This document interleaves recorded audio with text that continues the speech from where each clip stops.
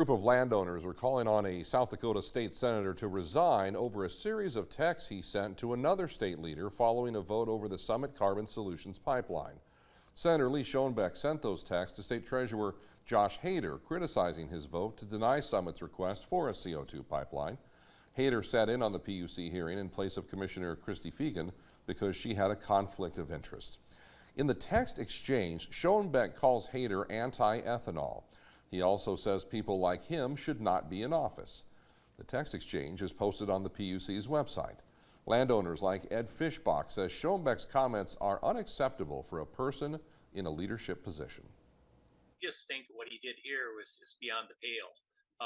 He's trying to intimidate a fellow commissioner, which if any of us landowners would have done something like that, I can only imagine what would be done to us.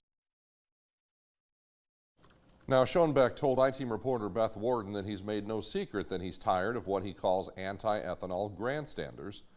The commission voted 3-0 to deny Summit's request.